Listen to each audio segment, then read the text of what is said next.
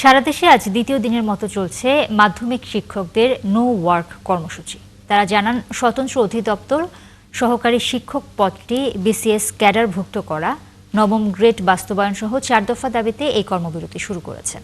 এদিকে no work কর্মসূচির কারণে চলমান বার্ষিক পরীক্ষা বন্ধ থাকায় ক্ষোভ জানিয়েছেন বহু অভিভাবক। সহকর্মীদের তথ্য ও ছবিতে প্রতিবেদন। ময়মনসিংহ জেলার 19টি সরকারি মাধ্যমিক বিদ্যালয়ে দ্বিতীয় দিনের মতো চলছে অনির্দিষ্টকালের কর্মবিরতি। আন্দোলনরত শিক্ষকরা বলছেন, দাবি আদায় না হওয়া পর্যন্ত তাদের আন্দোলন চলবে। কোনো আমাদের কর্তৃপক্ষ আমাদেরকে একটা আশ্বাস দিচ্ছেন না বা একটু কথাও বলছেন না যে আমরা দেখছি, আমরা চেষ্টা করছি, এই একটা কথা আমাদের শিক্ষকদের সাথে কেউ বলছেন না। এদিকে রাজবাড়ীতে ক্ষুব্ধ অভিভাবকদের চাপে গতকাল পরীক্ষা নিলেও মঙ্গলবার সকাল থেকে কর্মবিরতিতে আছেন শিক্ষকরা। তারা বলছেন, দীর্ঘদিন আন্দোলনের পরে দাবি আদায় না হওয়ায় বাধ্য হয়েই পরীক্ষা বন্ধের সিদ্ধান্ত নেওয়া হয়েছে।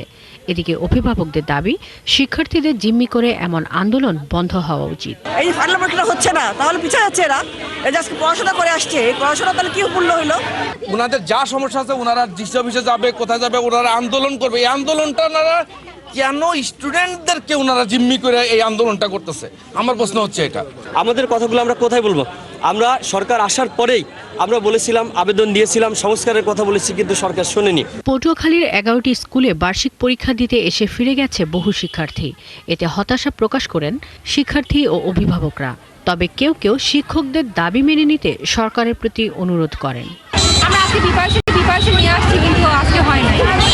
আমাদের তো অবশ্যই সমস্যা হবে। উপরে যদি দাবি মতো হলে আমরা পুনরায় আবার পরীক্ষাটা শুরু করতে পারতাম। আমাদের দাবি দেওয়ার সমাধান হয়ে যায়, কর্মসূচি উদ্যোগে আমরা আবার আমাদের কাজে ফিরে যাব।